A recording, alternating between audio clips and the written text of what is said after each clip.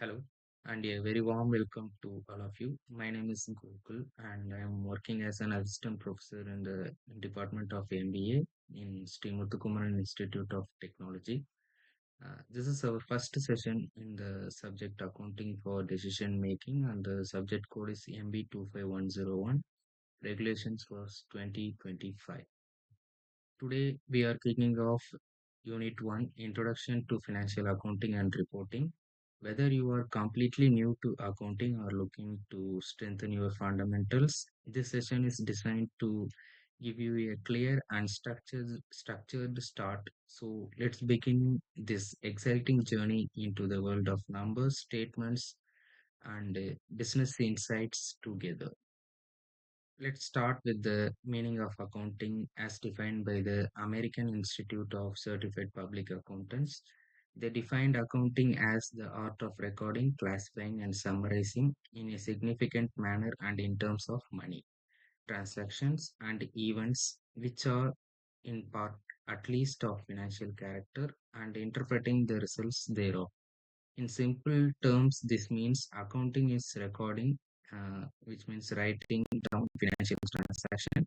Classifying means organizing them into categories like income, expense, assets, and liabilities. Summarizing, preparing financial statement like the balance sheet and the income statement. And finally, interpreting, which means analyzing what these numbers mean for the business. It's not just maths, it's an art that turns raw numbers into meaningful business insights. As we start, it's important to know what makes accounting unique. These are the features of accounting. First, accounting deals only with monetary transactions, things we can express in terms of money. It has historical nature, meaning it records what has already happened.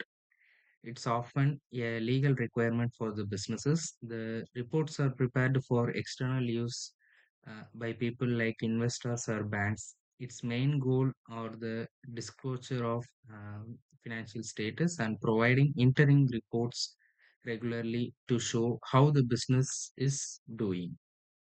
Uh, Next, scope of accounting. So, where is accounting used? Its scope is vast. It aids in business forecasting and ensures correct taxation. It's crucial for analyzing the performance of a business and serves as documentary evidence in legal matters. It helps in preventing and detecting frauds, supports proper decision making, and acts as a system for replacing memory. It's essential for analyzing the financial status, helping in realization of debts, and is fundamentally helpful to management in running the company. Next, functions of financial accounting. Financial accounting is not random, it's a systematic process. Think of it as a workflow. It starts with identifying relevant financial transaction. Then we record them into journals. Next, we measure their value in money. After that, we classify them into categories like assets or expenses. Then we summarize them into key reports like the balance sheet. We then analyze this data to spot trends. Finally, we interpret the results to understand the company's health and help stakeholders make decisions. This is the divisions of accounting. It's financial accounting, cost accounting, management accounting. These three will be elaborated in the further units. You will see all these three types of accounting in the next units. Then you can see the uses of financial accountings have given some many points. Financial accounting, ascertaining the operation of profit or loss, ascertaining the financial position of the business, keeping systematic records, protecting and controlling business properties, planning and control operation, evidence in court in case of disputes, substitute of memory, comparative study, sale of business, the amount, size, and costs of increase or decrease of capital. These are the various uses of financial accounting. Next, the uses of accounting informations internal. Actually, accounting information will be used in two types, two ways. One for the internal and another one for the external. Internal means the owners, management, and employees will use the accounting information. Owners means they are providing funds for the operation of your businesses. Uh, Interested in knowing how profitability the business operation have been carried out and how the capital is deployed in the form of assets and liabilities. They can they can came to the conclusion only by seeing the accounting information provided by the company. And then management, as the management is answerable to the owners, they need up to date information which helps them in various facts of management like planning, decision making, and controlling. And then employees, they need the accounting information to analyze the uh, to analyze which firm they are serving, and how the bonus and incentives should be paid to them. Likewise, they will analyze by using the accounting information. And then these are the external accounting information points. First one is prospective investors. They are the potential investors. By reviewing the past and present performance of the business, they decide to invest in the money, which means, for example, I am going to invest in one company means I will see their accounting informations like they are doing the business, or what type of business they are doing, whether they are paying the loan amount in ca- regularly, or they are earning profit, they are earning loss. Likewise, I will see, and then we will decide something, and okay, we can invest this much amount in this company. Likewise, we will decide. So we for that accounting information is used. And then creditors, included supply of goods and services on credit and other lending money. Their welfare is closely related to the progress of the business, as they can analyze the paying of capacity of the business. And then government, it needs the information for taxation and other purpose like sales tax, income tax, etc. And then consumers, to analyze the exercise better control over cost of production, and this in turn improves the image and reputations of the business. And then finally, research scholars. Many research scholars or PG students are doing the internship in the company means they will do some project based upon that company by using the accounting information. So to analyze the financial operation of the company, this accounting information is used by the research scholars. Now, what are all the advantages of accounting we can see here? The functions of financial, from the functions of financial accounting, we see its office systematic and organized record keeping, no reliance on memory, and financial clarity, clear picture of income, expenses, assets, and liability, and legal and statutory compliance meets regulatory and tax requirements. Basis for financial statements enables preparation of balance sheet, income statement, etc. And performance evaluation helps compare actual results with the targets. And then finally, fraud prevention, internal controls, and auditing becomes possible. These are the various advantages I have shown here. And then limitations of financial accounting. These are the limitations, which means disadvantages. In financial accounting also there are many disadvantages. Major 7 points I have given here. It records only monetary transaction. Monetary means only money transaction. Other than money transaction, nothing will be mentioned in the financial accounting, or nothing will be used in the financial accounting. Then effects of price level accounting is not considered. No realistic information due to concepts and conventions followed. Personal bias of accountant affects the accounting statement. Permits alternative treatment, lack of uniformity in accounting principle. It's historical in nature because it records only the past transaction and no guidance for the future, or no guidance regarding what we are going to do in the future. Does not record the effect of various government regulations. These are the limitations of the financial accounting. And then GAAP convention and concepts. GAAP means generally accepted accounting principle, incorporated the consensus at a particular time. Uh, as to which economic resources and obligations should be recorded as asset and liabilities by financial accounting, which changes in assets and liabilities should be recorded. Next, accounting concepts based upon the GAAP, accounting concepts and conventions. These are the various accounting concepts. To maintain consistency and fairness, accounting follows certain core concepts. The first one is separate entity concept. The business is separate from its owners. And second is going concern concept. We assume the business will continue for a long time. Third, money measurement concept. Money measurement concept is only transaction measurable in money or recorded. And accounting period concept, we divide business like into periods like a financial year. Financial year means April to March. That's the financial year, accounting financial year. And then cost concept. Assets are recorded at the original purchase cost. Next, dual aspect concept. Every transaction has two sides, debit and credit. Matching concept means expenses should be matched with revenues they help generate.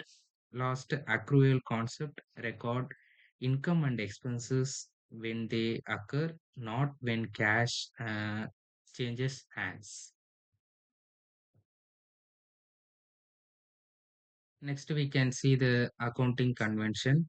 Uh, Besides concept, we have accounting convention. These are the generally accepted practices. Consistency. Once you choose a method, stick to it for the comparability. Second, conservatism. Anticipate no profit, but provide for all possible losses. And third, materiality only include information that could influence the decision. And fourth, full disclosure. Reveal all important information in the financial statement. Next, we can see the accounting cycle. Um, the accounting cycle is the complete process from recording a transaction to uh, preparing final accounts. It includes journalizing, posting to ledger, preparing trial balance, and finally creating financial statement, which means final accounts, trading P&L and balance sheet like that.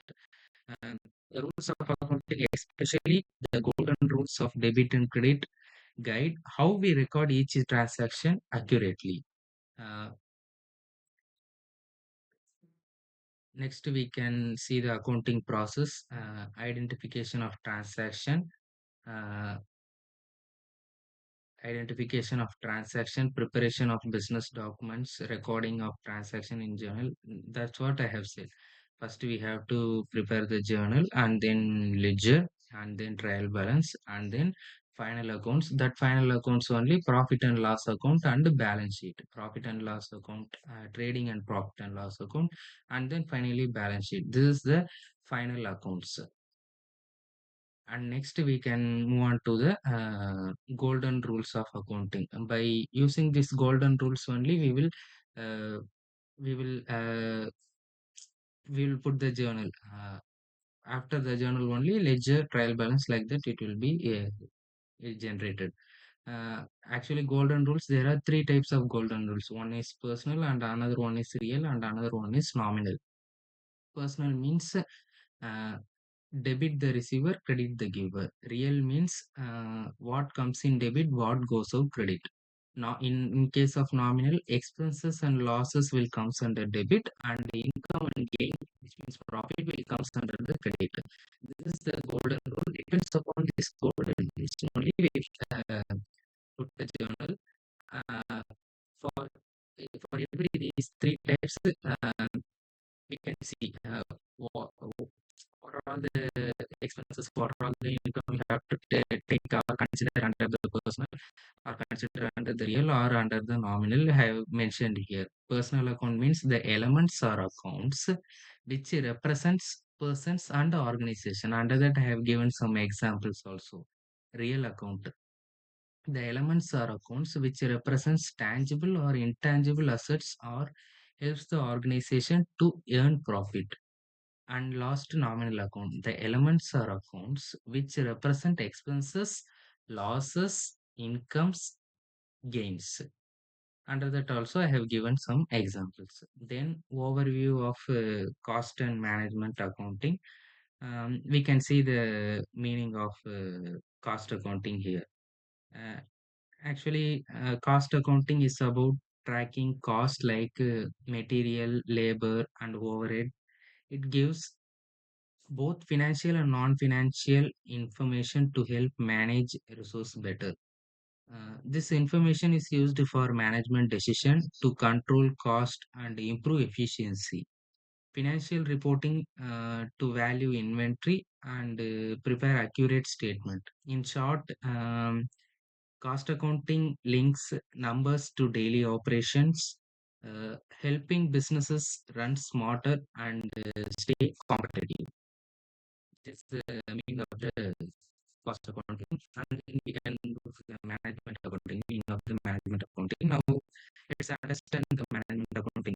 Unlike financial accounting, which is used for external users like investors, financial accounting is mainly prepared for the external users, and management accounting is prepared for the internal inside of the organization, which is mainly for the managers to it measures and reports both financial and non-financial information such as budgets, performance reports, and efficiency metrics. Its main purpose is to help managers make better decisions, whether it's planning, controlling cost, or improving operations, all aimed at achieving the organization's goals. In short, management accounting is forward looking, internal, and decision focused, giving managers the right information to steer the company uh, in the right direction.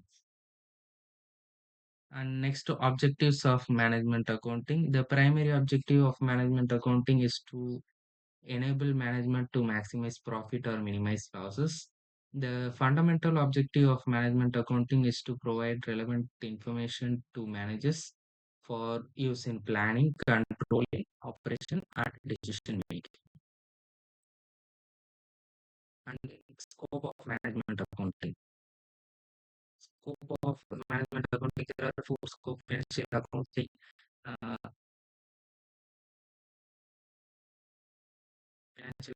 cost accounting, statistical method, and operation research.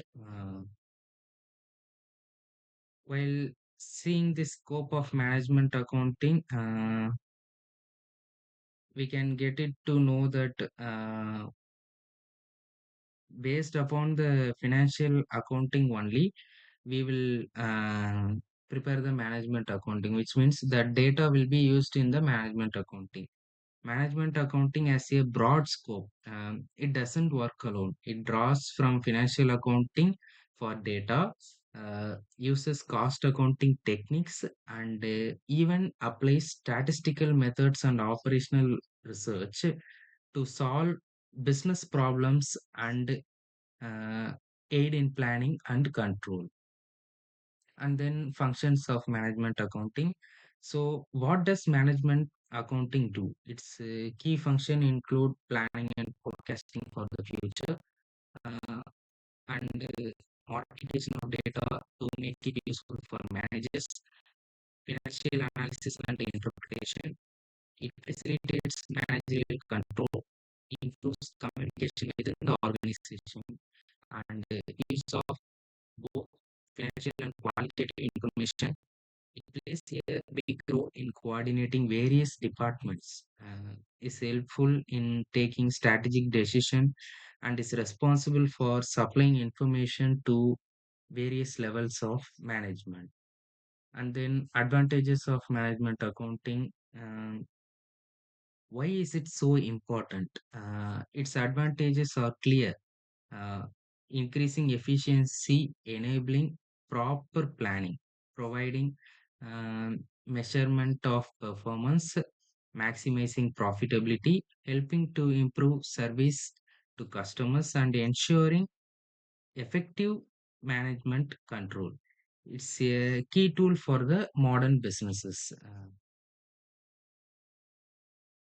And then disadvantages of management accounting. However, it's not perfect. It has some limitations. It's heavily based on accounting information. So, why? Because if the data is wrong, then the analysis will be wrong. Uh, Management accounting is completely based upon only the analysis. We are analyzing the data for the future prediction. We have to do like this. We have to achieve like that. For that only, managers use the management accounting. It can suffer from lack of knowledge in its application. Sometimes it can't prevent decisions by the managers. It often does not provide alternative to administration. It informs but doesn't decide. Definitely it will be informed, but we can't able to decide at immediately. We can't able to decide. Um, it can lead to a top-heavy structure with too many analysts. Um, it's still in an evolutionary stage, can be influenced by personal bias, and often faces psychological resistance from employees used to old ways. And then journal. This is the first step in the financial accounting. Now let's get into the recording basics. Think of a journal as the diary of the business. A journal entry is the record of single transaction. In double entry bookkeeping, every transaction affects at least two accounts. So we make at least two journal entries. It's the first place where we formally write down a business event. This is the first step of the preparing the statement, financial statement. For preparing the financial statement, this is the first step for the journal. First step is the journal, and you can see the examples I have given here. Journal.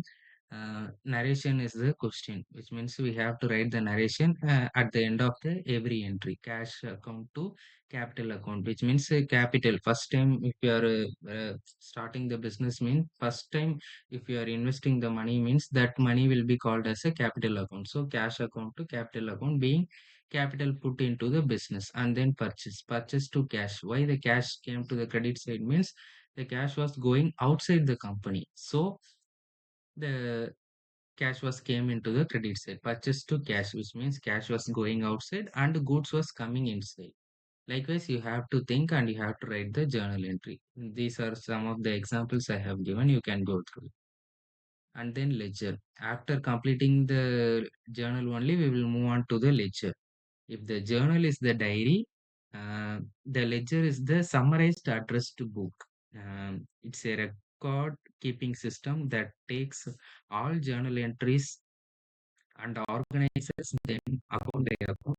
You can think of it as a book or a digital database. Interestingly, the term is very popular now is blockchain technology, where it refers to a decentralized, transparent record of transaction like that. Then I have shown I have given some examples for the ledgers also. First, we have put the journal entry, cash to capital, being capital invested, being purchase of furniture, purchase of goods, and then we can move on to the ledger. For every account, we have finally grouped into a single page. This is the ledger: cash account, capital account, furniture account, and we have to balance that.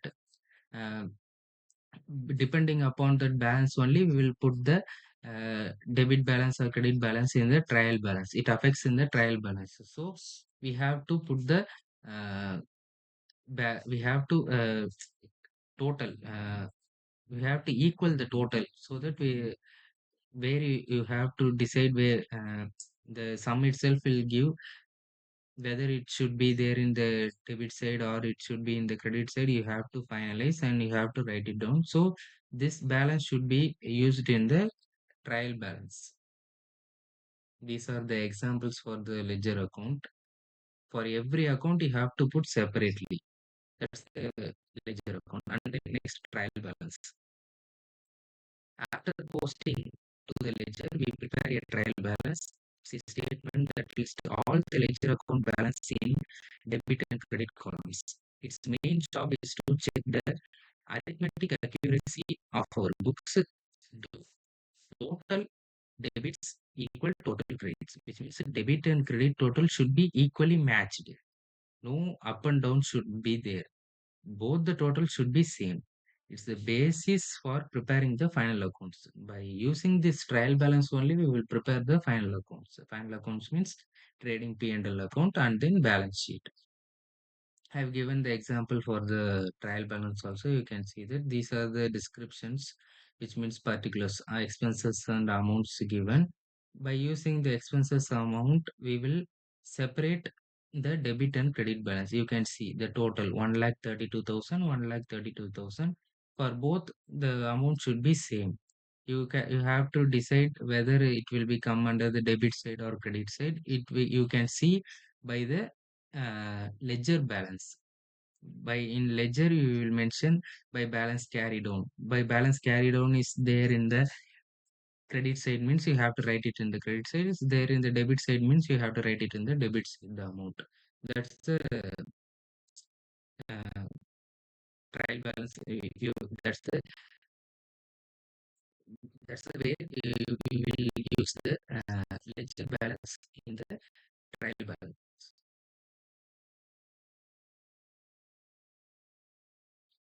And then final accounts. The ultimate objective of this whole process is to prepare final accounts. These are the financial statements like profit and loss account and balance sheet prepared at the end of fiscal year. Fiscal year means financial year. This pur- their purpose is to provide a clear picture of financial position of the organization to owners, management, and other users. This is the format of the trading account. Trading account means only factory related expenses and incomes will be used in the trading account. You can see the stock purchase, sales, everything will be done in the factory. So only factory related expenses and incomes will be used in the trading, and then profit and loss account. That means P&L account. P&L account means general expenses which will be used in the office or other expenses related to the company or other incomes related to the company will be used in the, we have to mention that in the profit and loss account. Debit side will be the expenses and credit side will be the incomes. And then finally balance sheet. Balance sheet is liabilities and assets. Both the liabilities and assets value should be equal. This means they should be tallied. So why I am telling that the both should be tallied means if they are tallied means we can get to know that there are enough amount to settle the debt of the company, which means the if you are doing the business means you will get more debt from other side, from bank or from the shareholders or from creditors. Likewise, you will get more from money from the outside. So but if you are getting the money from outside means you have some enough assets to settle down. So to conclude the financial position of the business, the balance sheet is used. So the both the amount should be tallied. Both the amount is tallied means your business was okay. You can run the business and you can develop something in future, or you can make some changes like that you can do. So for the equal of your debt, equal asset should be there to settle down your debts. That's the major aim of the balance sheet. And the subsidiary books. To manage high volume of similar transaction, we use subsidiary books. These are books of original entry also called day books or special journals. For example, um, all credit sales are recorded in the sales day book. They make recording efficient and help overcome the limitation of recording everything in general journal. And this is the types of subsidiary books. Subsidiary books is divided into two types: cash book and other subsidiary book. Cash book will be single column, double column, triple column, and petty cash book. Petty cash book now mostly most of them are not using. Other subsidiary books means purchase book, sales book, purchase return, sales return, bills receivable, bills paid for every particular important transaction. They will maintain the separate books. That's the subsidiary books, and this is the types of the subsidiary books I have shown here. And then double entry system. Double entry system means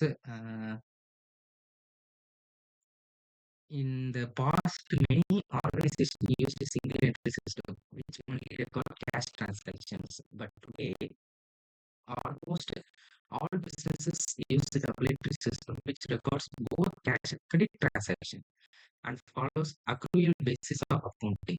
What does double entry mean? Uh, every transaction has two sides, a debit and a credit, and both must be recorded. In single entry system, both will not be recorded, but in double entry, both should be recorded.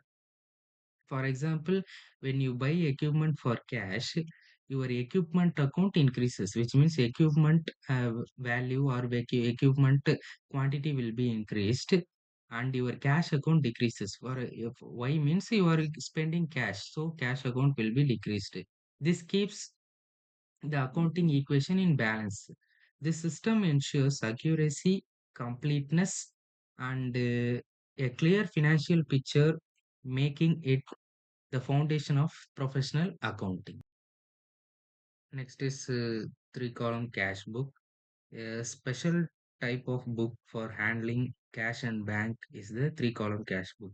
On each side, um, debit and credit, it has three columns, one for cash, one for bank, and third is to record discounts allowed or received. It combines three records into one for convenience.